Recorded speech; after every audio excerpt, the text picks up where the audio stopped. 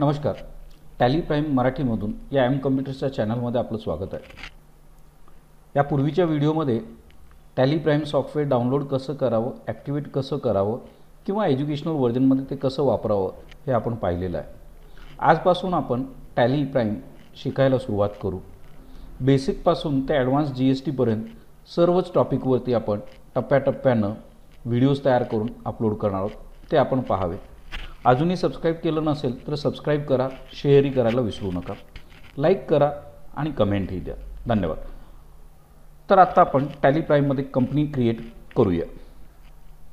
Tally prime सुरू केलं की आपल्याला हे select company, list of companies या पद्धतीनं दिसणार आहेत. आपल्याला नवीन कंपनी क्रिएट करायची आहे, त्यामुळे आपण क्रिएट कंपनीवरती क्लिक करू. क्रिएट कंपनीवरती क्लिक केल्यानंतर आपल्याला नवीन कंपनी क्रिएशन स्क्रीन दिसेल. इथे आपण MG road Pune, state Maharashtra, 416-115, telephone number काय असतील ते, mobile number, email address, website, ज्या काही गोष्टी आपल्याकडे असतील त्या गोष्टी आपण इथे द्याव्यात. फायनान्शियल इयर नेहमी 1 एप्रिलपासून सुरू होतं आणि 31 मार्चपासून संपतं. 1 एप्रिलला सुरू होणारं फायनान्शियल इयर आपण इथं ठेवलेलं आहे.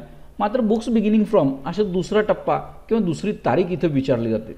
ती का विचारली जाते असं बऱ्याच वेळेला विद्यार्थ्यांच्या मनात येतं. आणखीन कॉमर्सचे स्टुडंट मात्र इथं एक कायम चूक करतात की फायनान्शियल इयर फ्रॉम 1 एप्रिल 2020 टाकतील आणि इमिडिएट पुढच्या तारखेला 31 मार्च. कारण फायनान्शियल 1 एप्रिलला सुरू होतं आणि 31 मार्चला संपतं, त्यामुळं स्पीडमध्ये आपण इथे 31 मार्च टाकतो. पण प्रत्यक्षात इथं लिहिलेलं आहे बुक्स बिगिनिंग फ्रॉम. म्हणजे टॅलीमध्ये अकाउंट तुमचं फायनान्शियल इयर एप्रिल 20 पासून सुरू होणार आहे, पण तुम्ही बुक्स अकाउंटिंग किती तारखेपासूनचं कम्प्युटरवरती करणार आहात हे इथं विचारलं जातं. तर आपण 1 एप्रिलपासूनचंच अकाउंटिंग कम्प्युटरवरती सुद्धा करणार आहोत. काही सिच्युएशनमध्ये असं असतं की आम्ही 6 महिन्याचे अकाउंट्स हे मॅन्युअली केलेले आहेत आणि तिथून पुढचे कम्प्युटरवरती घ्यायचे असतील तर इथं तारीख बदलेल. किंवा आपली कंपनीची सुरुवातच 15 ऑगस्टला आपण ओपनिंग केलेलं असेल तर त्यावेळेला त्या केसमध्ये इथं बुक्स बिगिनिंग फ्रॉम 15 ऑगस्ट येईल. अदरवाईज आपण 1 एप्रिल आहे असंच ठेवणार आहोत. रुपीज करन्सी हे आपण इन्सर्ट केलं की आपली कंपनी क्रिएटेड सक्सेसफुली असा मेसेजही आलेला आहे. आणि इथं इमिडिएट काही कॉन्फिगरेशन्ससाठी म्हणून बेसिक क्वेश्चन्स विचारलेले आहेत किंवा सेटिंग आपल्या स्क्रीनवरती आपल्या इझिनेससाठी डायरेक्ट आलेलं आहे की तुम्ही अकाउंटिंग करत असताना मेंटेन अकाउंट्स फक्त करणार आहात का स्टॉक पण मेंटेन करणार आहात. तर आपलं हे पहिलं एक्झाम्पल आहे, आपण फक्त अकाउंट मेंटेन करणार आहोत. त्याच्यामध्ये बिल वाईज डेटा एंट्री करणार आहात का, तर नाही, सध्या नाही करणार. स्टॉक मेंटेन करणार आहात का, तर नाही. GST आहे का, तर पहिल्या एक्झाम्पलमध्ये किंवा कंपनी क्रिएट करत असताना आम्ही GST सुद्धा घेणार नाही आहोत.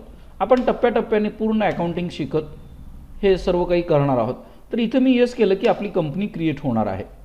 तर मेथा ट्रेडिंग कंपनी, आपली ही कंपनी तयार झालेली आहे. 1 एप्रिल 2020 ते 31 मार्च 2021 हे त्याचं फायनान्शियल इयर आहे. आतापर्यंत कोणतीही वाउचरची डेटा एंट्री केलेली नाही. इथे आपल्याला मॅनेजसाठी म्हणून वेगवेगळा मेनू दिलेला आहे. Company menu, data menu, exchange menu. उजव्या बाजूला import, export, email, print, help या पद्धतीनं टॉप बार दिलेला आहे. आणि कंपनीशी रिलेटेड कमांड ज्या आहेत त्या आपल्याला उजव्या साईडच्या वरच्या कोपऱ्यामध्ये company, select company, shut company अशा पद्धतीने दिलेला आहे. इथे create, alter, chart of accounts 1 by 1 आपण पाहणारच आहोत. पण आत्ता सध्या पहिल्यांदा आपण ही कंपनी बंद करूया. काय होतं, काय स्क्रीन येतो ते पाहूया. कुठली कंपनी बंद करायची, तर ही आपण कंपनी बंद केली. आता 2 कंपनीज आपल्याला स्क्रीनवरती दिसत आहेत. मेथा ट्रेडिंग कंपनी CO ही पहिला क्रिएट केलेली यापूर्वी, आणि ही आत्ता आपण क्रिएट केलेली दुसरी कंपनी आपल्याला इथं दिसते. पुन्हा सिलेक्ट केलं तर पुन्हा ते आपल्याला मिळेल. समजा मी एक कंपनी बंद केलं, बाहेर पडलो, बाहेर पडण्यासाठी इथून क्लोज केलं समजा मी, आणि पुन्हा सुरू केलं असतं काय होतं ते चेक करूया. टॅली प्राईम सुरू झालेलं आहे आणि आपल्या 2 कंपनीज इथे आपल्याला दिसत आहेत. नवीन याच्यामध्ये टॅली प्राईममध्ये आपल्याला माऊसचा वापर करून किंवा पाथ कुठेही चेंज करता येतो. दुसऱ्या ठिकाणाचा पाथ द्यायचा असेल तर तो आपण इथे देऊ शकतो. सिलेक्ट फ्रॉम ड्राईव्ह करून आपण ती कंपनी पुन्हा सिलेक्ट करू शकतो. ई-कॉलन, टॅली प्राईम, त्याच्यामधलं डाटा फोल्डर, त्याच्यामधल्या ह्या कंपनी अशा पद्धतीनं सुद्धा सिलेक्ट करता येतं, जे पूर्वी करता येत नव्हतं. अतिशय चांगला बदल हा टॅली प्राईममध्ये हा केलेला आहे. तर कंपनी कशी क्रिएट करायची हे आपण पाहिलं. नेक्स्ट एक्झाम्पलमध्ये नेक्स्ट व्हिडिओमध्ये पूर्ण एक एक्झाम्पल आपण ज्याच्यामध्ये सेल, परचेस, रिसीव्ह, पेमेंट या बेसिक एंट्रीज असतील, अशा बेसिक एंट्रीजचं नेक्स्ट एक्झाम्पल आपण पाहणार आहोत. लाईक करा, शेअर करा. धन्यवाद.